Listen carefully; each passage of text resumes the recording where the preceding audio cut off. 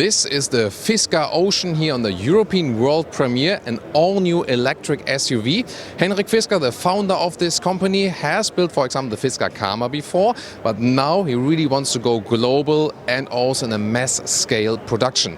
This will be very interesting. Why? Well, first of all, it goes in the same direction as the VW iD.4, the Audi Q4 e-tron, Tesla Model Y, Ford Mustang Mach-E, Kia EV6, Ioniq 5 from the size. 4.77 meters or 188 inches is the length of this EV SUV.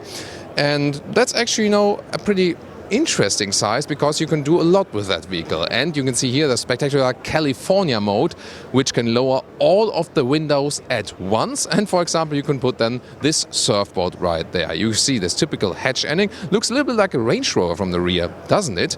And the trick here, what Henrik Fisker did is they are getting built at Magna Steyr in Österreich, in Austria. So, and the cool thing is, at this plant, they built the BMW Z4, the Toyota Supra, the Mercedes G-Class, BMW 5 Series are also getting built there, and also Jaguar E-Pace and Jaguar I-Pace.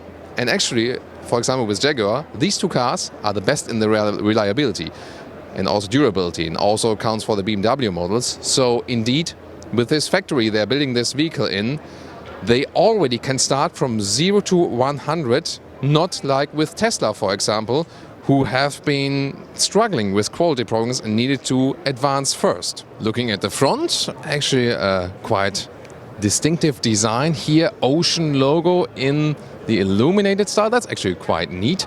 This and the Fisker logo. And the lower design is kind of bold and sporty, and this also then some cooling holes. So tell me what you think. This comes out when a designer leads a company. Of course, these lights will also be illuminated for the daytime running light. This light strip goes all the way through. In the side, we can see here either these 22-inch bigger wheels, or you would start with 20-inch aero wheels. They would be more closed off then. We see these crossover wheel arches. This is, by the way, like a matte blue paint here also. Very interesting one. Of course, more will be available. And then the window line is actually quite slim.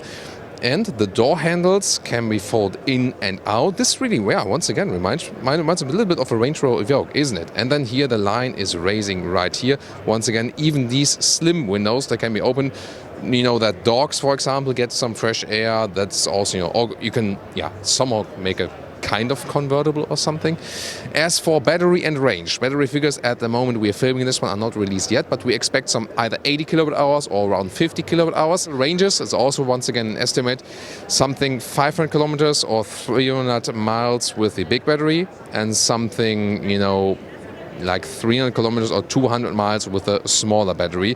There will either be a front-wheel drive model, acceleration figure around 7 seconds, or all-wheel drive, one electric motor in front, one in the rear, then around 4 seconds. And also an extreme model which has less than 4 seconds then in the acceleration figure. Illuminated logo here at the rear and a very strong styling with this diffuser style here in the lower end. By the way, they will give 6 years warranty on the whole vehicle. Maybe also the confidence then from the plant. And even when you buy one in the US, you will get one from the plant in Austria, actually. And what's very interesting, come closer again. Here, this is an additional rear view camera that is being shown then in the back mirror. For example, when you load everything up in the rear, that you can still see something through the rear from the inside. And here we see a first glimpse on the inside. This is the blue interior. You will have a blue interior, a white interior, or a black interior. You can pick these 3 colors. Here with the blue microphone. Looks really beautiful, actually quite cool, also with the bright contrast. And you see here's also more simplicity in the design. So beginning, of course, with the seats, but also here, these digital instruments, they are very slim and they remind us of the Ford Mustang Mach-E, definitely. So looks pretty similar as for that.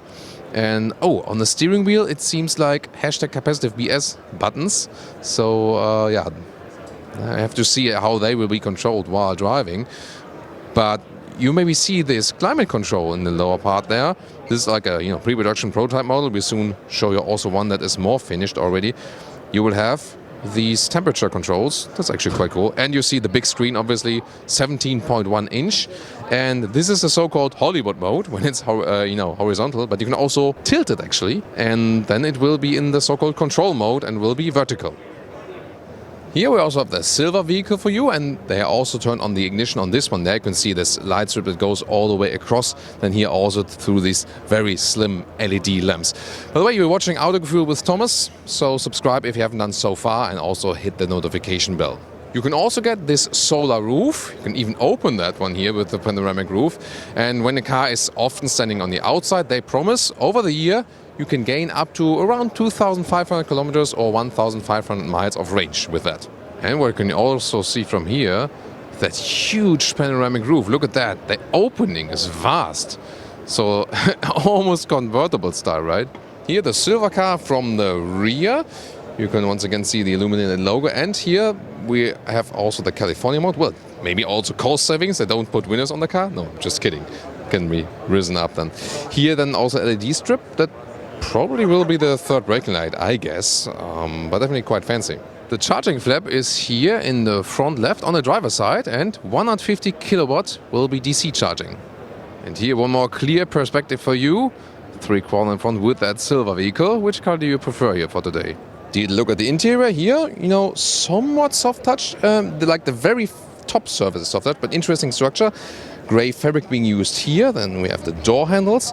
And then these are the window levers. This you see is a prototype model, so we have to see how it will be in the finished version. This one here, build quality wise, not comparable yet.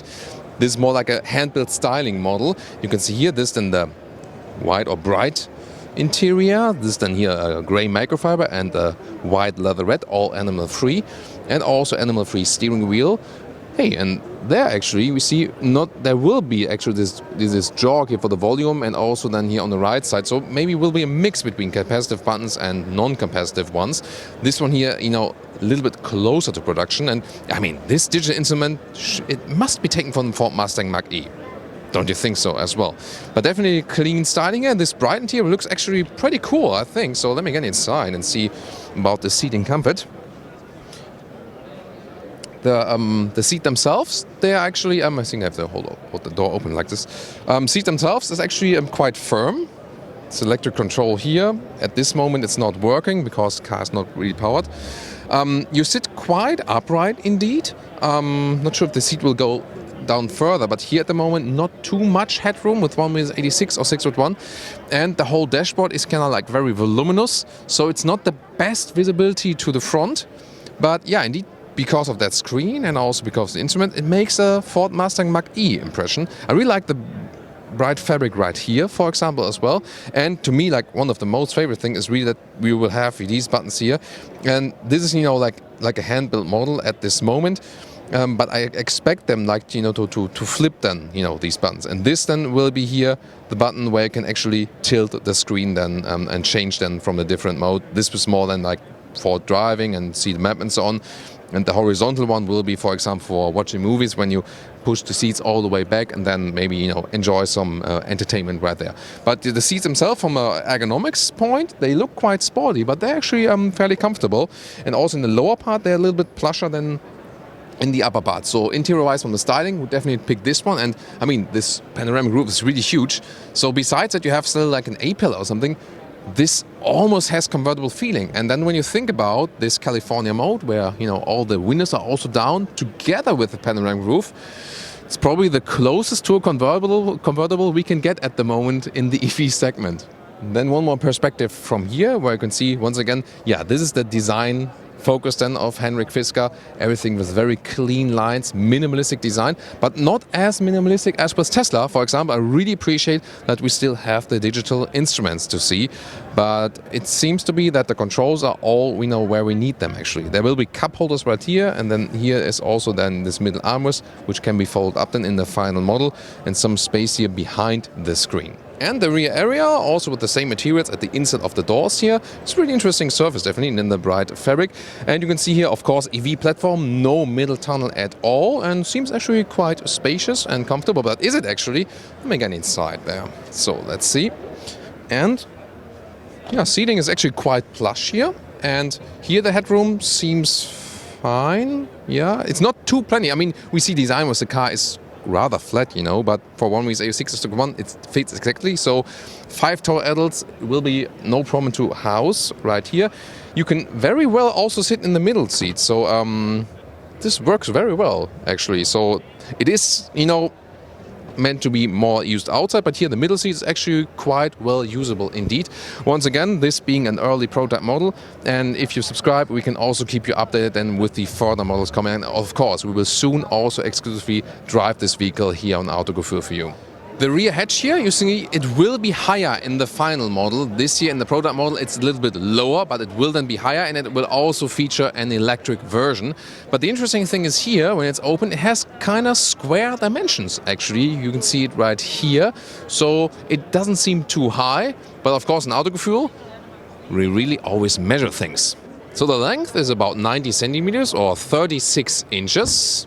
Here, 36 inches, about that's the length. The width here, a good meter or 40 inches, that's kind of like a standard width. And the height will be here around 65 centimeters or 26 inches. And now we're joined by Henrik Fisker, the CEO, and also, of course, the brand is your name, basically. He has designed the BMW Z8 or the Aston Martin DB9. What did you actually think about going from a designer only to building a car yourself? It started with the Karma, obviously. Well, it was a little bit about being able to do everything you wanted to do, which obviously you can't do if you work for another company. And then I had certain ideas about trying to merge sustainability with great design, because at the time I started, there was really only some kind of dorky little electric cars and hybrids, and I thought there must be a way to make some cooler vehicles that people actually want to buy so we can get more electric vehicles on the road. With the Karma, you actually introduced also an animal-free interior before anyone else did that. Yeah. So why is that so important to you? Well, I think it was more about how can we get more sustainability into vehicles, and I think you can create other materials that are much more or feeling as luxurious, as comfortable. So I think it's all a matter of trying to do some progress. It's just like living in a house where you say, maybe I don't leave the light on all the rooms, but you want to have light in one room. And that, yes, you're using energy, but at the end of the day, we're human, and we're going to use some energy, and we're going to do something that are not that great in life, but if we can reduce it, that's going to help. So some people ask themselves now, and maybe also don't know about the history between you and Elon Musk. I know you don't like this question, but are you the next Elon Musk? No, I'm Henrik Fisker, and I'm just a normal guy from Denmark that likes to design cars. Yeah. The background is, they had some dispute, but I guess you don't care about this anymore. Is there any relationship between you, Elon, and you? No, I mean, I'm sure that, he's busy with a lot of things, and I'm busy with my things. And I think, everybody has disputes with their competitors, but that's been settled, and we are moving on to try and save the world. So the car, as it stands here right now, and I mean, all the time and effort, blood and tears you've put in, and probably like a lot of sacrifices for you and also the people close to you. What does it mean for you that it's actually finally here? It's amazing. I went to the factory and saw the first 50 cars in the production line, and it was amazing, high quality, made in Austria. So that was very cool. And of course, we have a company where people come into work not just to create a product that somebody buys, but really we are trying to change something in an industry. And it's not going to happen overnight. Nobody's perfect, and by far the car industry is not. But if we can get one step further in terms of getting more sustainable mobility, I think that's important. But it only works if people actually likes what you're doing. You can't force this into people, So, and I grew up in Denmark where we have perfect public transportation, but I never woke up dreaming to take the bus. I dreamt about a car. So if we can make sustainable cars, I think that's the future, and that's what we work on. And the team is doing an amazing job, and they love coming into work every day or sitting on their Zoom, because it's not always coming into work. So the competition is quite fierce. There are the established manufacturers, then of course there's Tesla, and they all have, models in this, kind of like battery size, length, and so on. And you don't have like this much heritage as the other ones maybe have. So when customers ask themselves, why would you go for this one here now? Well, I think exactly because we don't have heritage, so we are not bogged down with traditional things. So when we decide, for example, to make a 17.1-inch screen that rotates, nobody else is really doing that. or we decide to put a giant solar roof on top where everybody says, yeah, but you're never going to get your money back. I don't care. I do it because I think it's cool to have extra free kilometers with super clean energy. Or, we have torque vectoring in our powertrain, so it's going to feel super safe, specifically in an extreme situation where you have to do a quick avoidance maneuver. You're not going to lose control of the car. Or in ice and snow, it's much better. So, we're adding all these special things. California mode, all the windows roll down. You can throw a surfboard in through the back. So I think we have seen from people, actually, they really like all these features. And I think finally, we spend so much time designing the lower part of the vehicle to take a very big volume of the battery pack, so we have the longest range of any crossover or SUV in our segment, 630 kilometers. But you haven't said anything about the batteries yet, right? Maybe now? We haven't said anything about the size, and the reason is the only ones who's interested in the size of a battery is our competitors, and we don't want them to benchmark. Oh, I see where this is going. All right. And California mode looks amazing. It's almost like a convertible, also with a panoramic roof.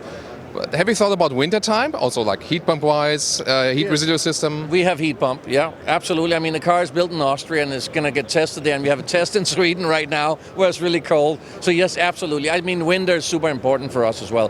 One of our biggest markets is Scandinavia. So we actually have a complete winter package with heated windshield and all that type of stuff. So is this, from quantity wise, are you going like against Volkswagen and Tesla, or do you more want to be like this niche premium manufacturer? So where this is going, this journey? Yeah, I don't think we want to be niche, but you have to start somewhere. I mean, ultimately, I believe we can sell easily 60,000 vehicles in the US of the Ocean alone. In US, obviously, I think we can sell more. So we are aiming for about 150,000 vehicles a year of the Ocean. We are, of course, also doing another model called the Pair, where, we think ultimately we can make 1 million of those vehicles. So we're definitely going for somewhat of a higher volume. We're looking forward to that. Thank you so much for your time. All right, thank you very much. Good to see you. What do you guys think? Does Fisker here stand a chance against Tesla, Ford, VW, Audi, Kia, Hyundai, and so on? It will be very interesting. This has been the prototype model here so far. Looking forward for the next stage, actually. And yeah, once again, it's an American company based in California, but then built this, vehicle here in Austria. So we will definitely follow all the process. If you want to compare it right now, Ori, from what you've seen, definitely tune into our Tesla Model Y review and also the Kia EV6.